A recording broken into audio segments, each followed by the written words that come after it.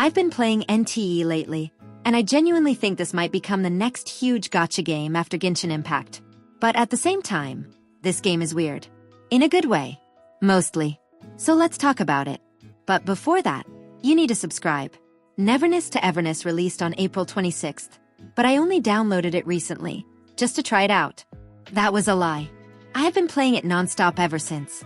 I still haven't finished the story, so this is more like a first impression from a beginner. But then again, everybody is a beginner right now. The game literally just came out. We are all confused together. Beautiful. As a Genshin player, I want to talk about what I loved, what feels questionable, and why I suddenly became a taxi driver against my will. First of all, what is the main reason we play games like these? Story? Gameplay? Emotional depth? No. Waifus. The character designs are fantastic. They all feel distinct and recognizable instead of same person with different haircut syndrome. I got Daffoldil twice from the standard banner within 50 pulls, then picked Fadia from the selector. Later I found out Daffoldil is apparently one of the strongest standard DPS characters, while Fadia works perfectly with her as a support and healer. So basically I accidentally cooked.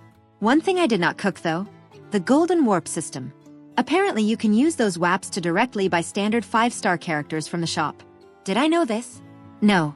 Did I spend all of them on extra wishes because I thought they were just constellation currency?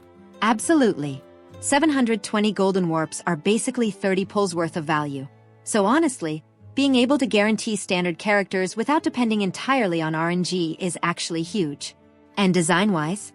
Yeah, the game is doing very well already. Daffoldil, Hotori, Hathor, Fadia, Juyuan, and even upcoming characters like Akane, Alfred, and Blackbird all have amazing designs. I can already tell I'm going to stick with this game long-term. Now the story.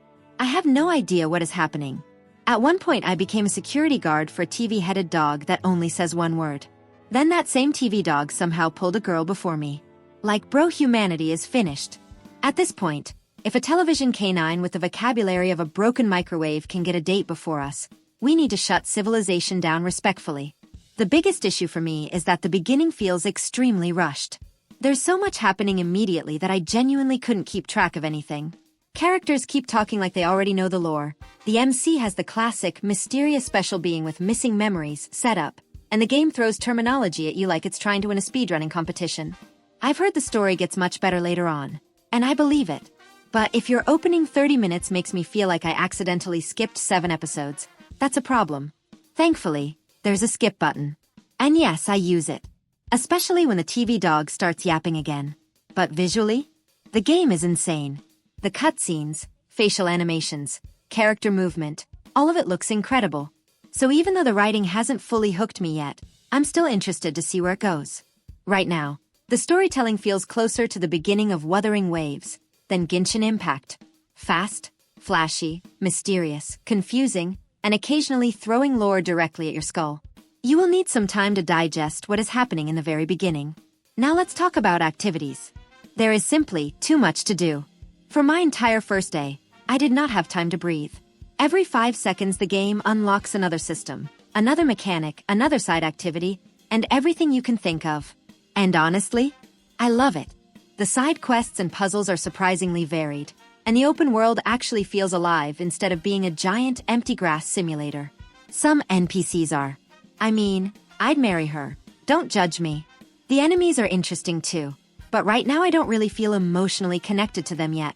If every enemy is just random monster anomaly creature number 48, eventually it starts losing impact. That's why people love factions like the Fetui in Genshin or Fraxidus in Wuwa. Evil humans are simply built different. I need actual villains. Menaces. Psychopaths.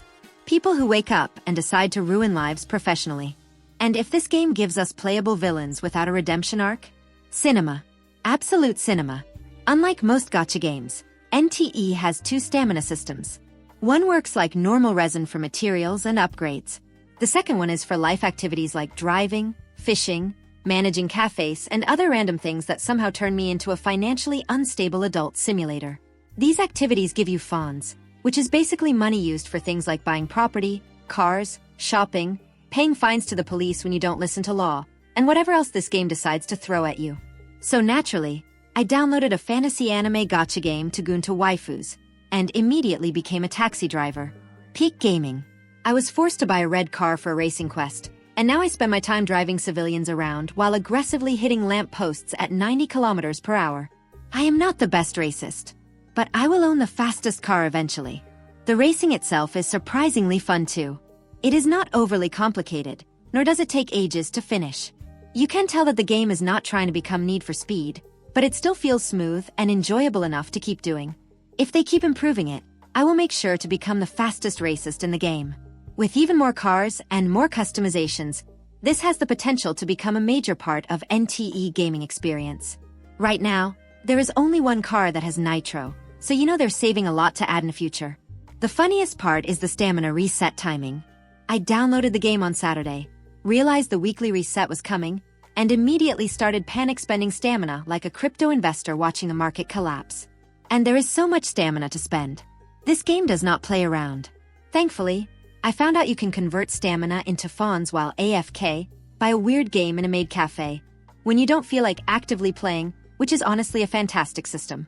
Because sometimes I want to grind efficiently, and sometimes I want to stare at the ceiling while my character somehow generates income for me like a small business owner. If anybody knows the fastest way to make fawns, please tell me. I need money. My taxi empire depends on it. Combat-wise, the game feels very familiar. It's basically somewhere between Zenless Zone Zero and Wuthering Waves. Fast-paced combat, elemental systems, team synergies, dodges, flashy ultimates, all the usual gacha crack cocaine. And I love it so much.